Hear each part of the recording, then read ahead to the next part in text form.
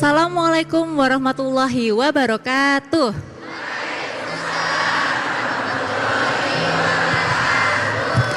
Alhamdulillahirabbil alamin. Di hari yang begitu spesial ini kita bisa bersama-sama berkumpul kembali di masjid yang spesial juga, yaitu di Masjid Agung Bogor. Tentunya di program kesayangan kita semua, yaitu Kajian Hati, Tenangkan Hatimu. Sekarang saya Alisa Subandono yang insya Allah akan menemani Ustadz di episode kali ini, dan tentunya dengan topik yang sangat spesial karena akan menyentuh hati kita nih. Sekarang langsung saja kita mulai kajian dengan tema ketika raga berlumur dosa, jadikan taubat sebagai penenang jiwa. Silahkan A. Bismillahirrahmanirrahim. Assalamualaikum warahmatullahi wabarakatuh. Waalaikumsalam warahmatullahi wabarakatuh. Bunda. Iya A. Setiap manusia pasti pernah berbuat dosa. Kullu bani adamu khotoun wa khairul khotoina at-tawabun. Setiap manusia pernah berbuat salah, dan sebaik-baiknya orang yang pernah berbuat salah adalah orang yang bertaubat, kembali memperbaiki dirinya. Maka saat kita pernah berbuat dosa, taubat adalah jalannya. Apa itu taubat? Taubat itu diambil dari fi'il madhi, taba yatubu. Artinya kembali. Kembali kepada siapa? Kembali kepada Allah. Sebanyak apapun dosa kita, ampunan Allah lebih luas daripada dosa yang pernah kita lakukan. Sebesar apapun dosa kita, rahmat kasih sayangnya Allah lebih banyak daripada kesalahan kita. Maka seriuslah bertobat setelah kita berlumuran dari dosa. Sebagaimana Allah Subhanahu wa taala perintahkan, a'udzubillahi minasyaitonirrajim, ya ayyuhalladzina amanu tubu ilallahi taubatan nasuha. Wahai orang yang beriman, bertaubatlah kepada Allah dengan taubat nasuha, taubat yang sungguh-sungguh. Mohon maaf, kadang tanpa sadar kita membicarakan orang lain, dosa atau tidak? Dosa. Kadang tidak sadar kita berbohong kepada orang lain, sadar atau tidak? Dosa. Betul? Kadang tidak sadar, mohon maaf, kadang mungkin kita mengambil hak orang lain, dosa atau tidak? Dosa. Dan hati-hati dengan dosa kita yang melibatkan orang lain. Kenapa? Karena rasa sakit yang dia rasakan akan menghambat hisab kita di hadapan Allah Subhanahu wa taala. Maka bagaimana agar taubat kita diterima? Ada 3 syaratnya. Ada berapa? 3. 1, menyesal. Apa? Menyesal. Kalau ingat dosa, nyesal.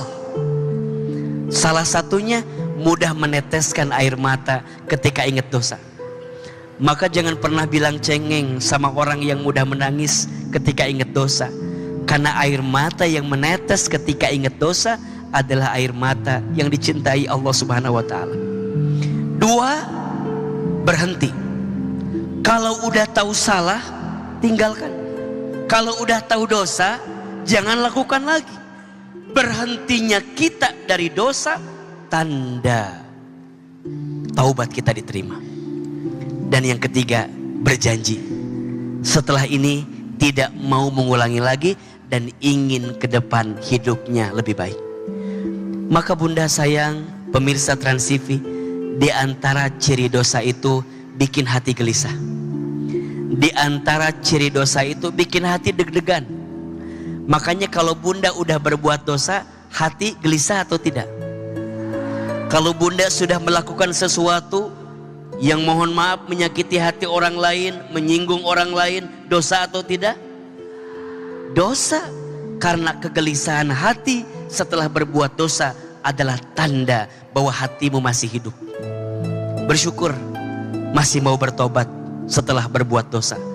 Karena nikmat yang paling besar adalah saat kita diberikan kesempatan bertobat setelah berbuat dosa. Fursatut taubah. Teruslah bertobat kepada Allah. Ada satu doa yang bisa kita baca agar kita benar-benar serius bertobat dan minta ampun atas dosa yang pernah kita lakukan. Bismillahirrahmanirrahim. Rabbana zolamna anfusana wa illam taghfir lana wa tarhamna lanakunanna minal khasirin. Amin. Baca doa ini, amalkan doa ini, jangan lepas setiap berdoa. Karena kita khawatir seringnya kita berdoa minta A, minta B, minta C, tapi lupa minta ampun. Padahal yang menghambat doa itu dikabulkan karena dosa yang pernah kita lakukan. Ya Allah, mudah-mudahan Engkau ampuni dosa-dosa kita semua. Amin ya Rabbal Alamin. Bunda, kajian hati, tenangkan hatimu. Nah, sekarang saya ngeliat nih sebenarnya tadi kan kita udah lihat ya Ayah banyak banget yang mau bertanya nih sama Ahilman. Sekarang saya akan tunjuk deh yang berkerudung abu-abu. Boleh Mbak, silahkan.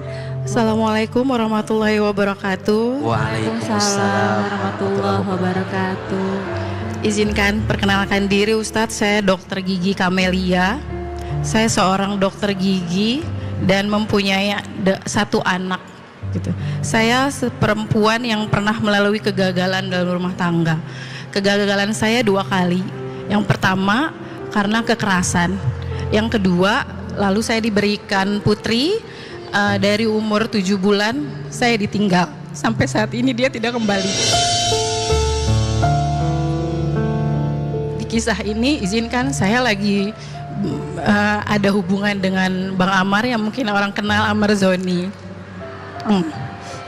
Kisah ini berawal emang dari rencana pekerjaan dengan adiknya, Aditya Zoni, yang harus mengikut sertakan Bang Amar untuk ikut ke dalam usaha itu. Lalu kemudian saya dikenalkan dengan adiknya ke Bang Amar. Nah, di situ saya bertemu di Rutan Salemba dengan Bang Amar. Nah, di situ terus terang Ustadz, di awal saya tidak punya rasa apapun.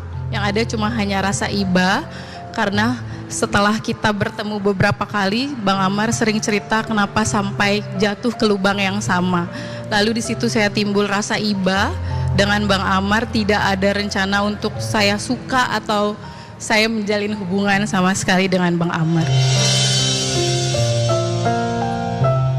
Namun manusia seringkali bergerak tanpa kita rencanakan. Ada satu yang membuat saya luluh dengan Bang Amar. Jadi waktu saat saya ada kejadian saya salah parkir, saya dimarahin orang dan akan diancam atau dipecahkan kacanya.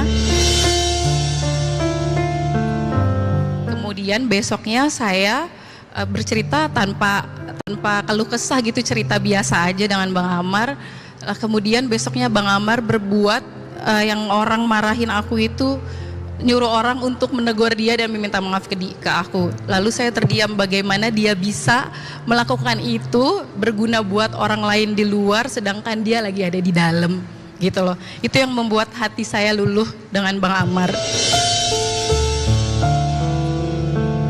Alasan saya bertahan bukan karena saya menutup mata pada kesalahan Bang Amar, tapi dia bukan penjahat Ustadz. Dia cuman penyalahguna narkoba. Dia cuma menyakiti diri dia sendiri.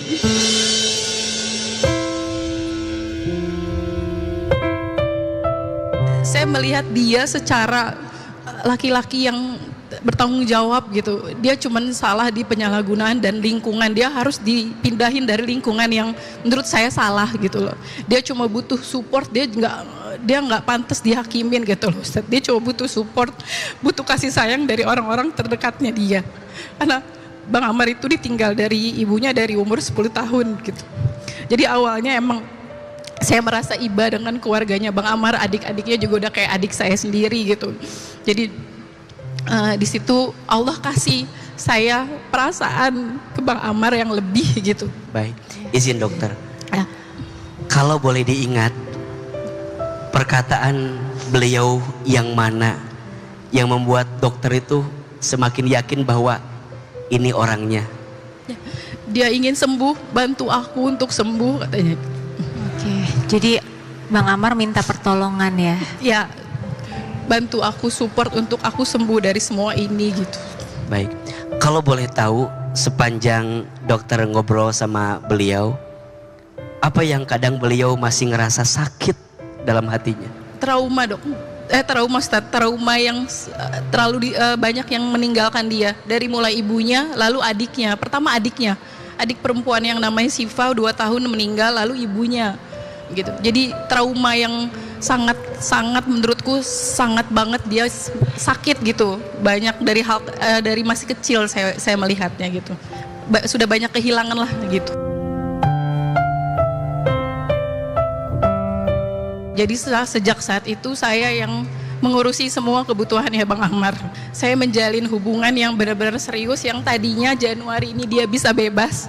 Karena kita berencana untuk keserius gitu menjang selanjutnya, tapi Allah berkehendak lain karena ada masalah yang mungkin yang lain juga pada tahu gitu. Jadi ke depan rencana akan rencananya, melanjutkan. tapi karena ada kasus ini lagi, jadi mungkin ini ujian awal kita kali ya gitu. Jadi saya menganggap ini mungkin ujian dan pasti ada hikmahnya gitu. Jadi belum ada kepastian ya? Belum. Untuk keluar Karena kapan sidang belum ya? masih berjalan. Oh, sidang masih berjalan. Oke. Dan dokter masih mau bertahan? Yes, masih mau bertahan. Maaf, dari keluarganya dokter sendiri, apakah sudah mengetahui semuanya? Oh sudah pastinya ya? udah. Cuman kalau untuk adik-adik, mungkin karena melihat saya berdiri di atas kaki saya sendiri gitu ya dari awal gitu, jadi mereka tidak banyak komentar. Tapi kalau orang tua alhamdulillah support Ustadz.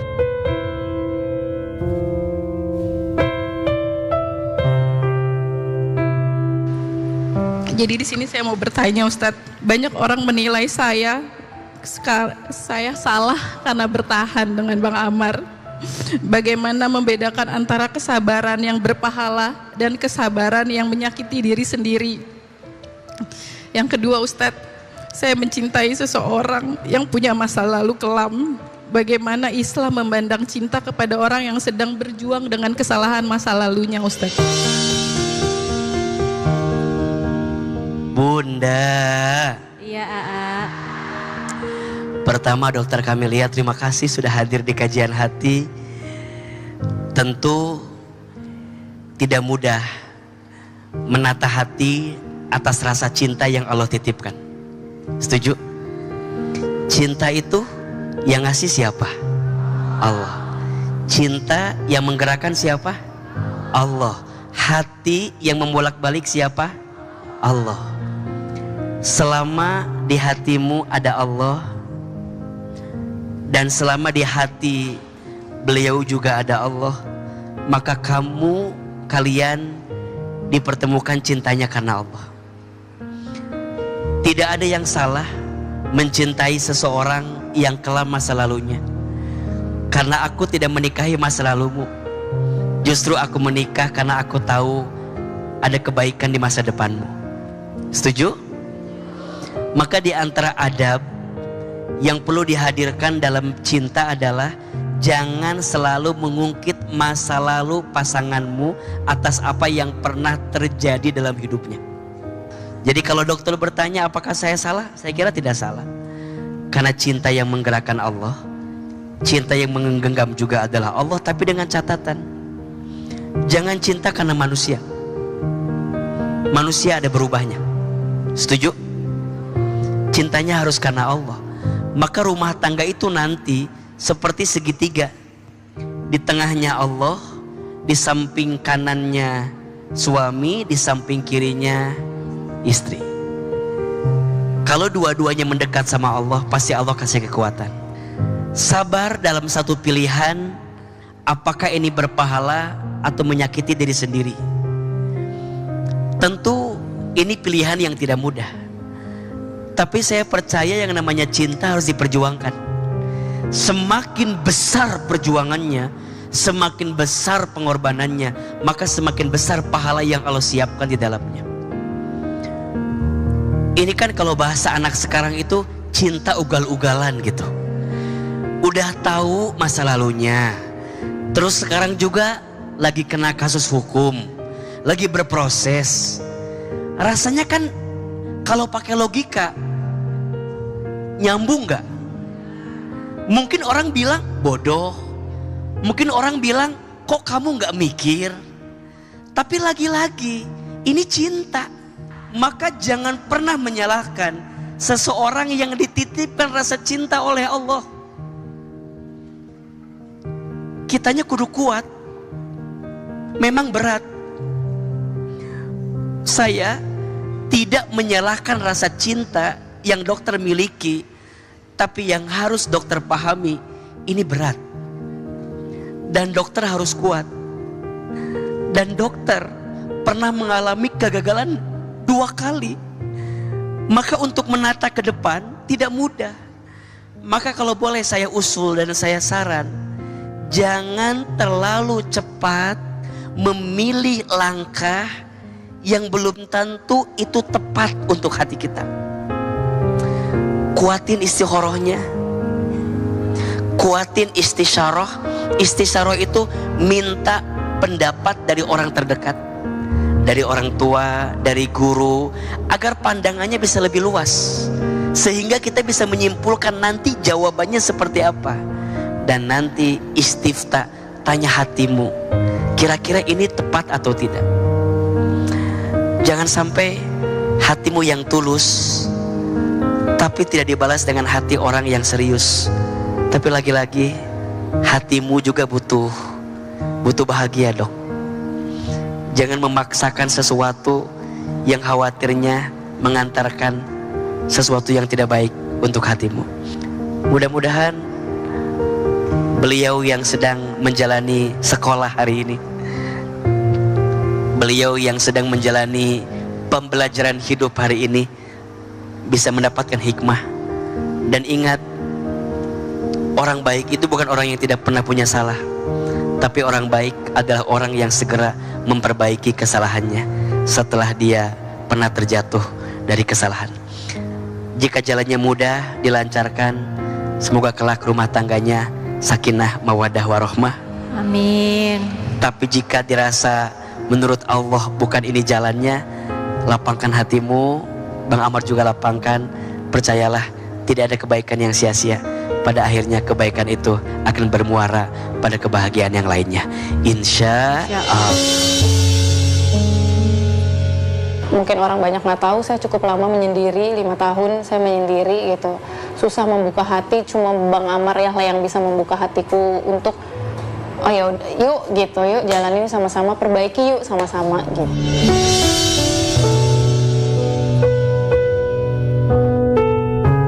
Saya ikhlas nolong Bang Amar.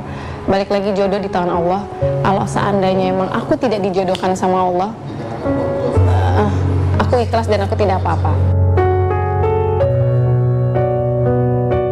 Untuk saat ini saya pasti nemenin dia sampai urusan selesai sidang, selesai permasalahan ini. Ya saya berharap mudah-mudahan permasalahannya dia tidak dinyatakan tidak bersalah, baru kita pikirin ke depannya gitu.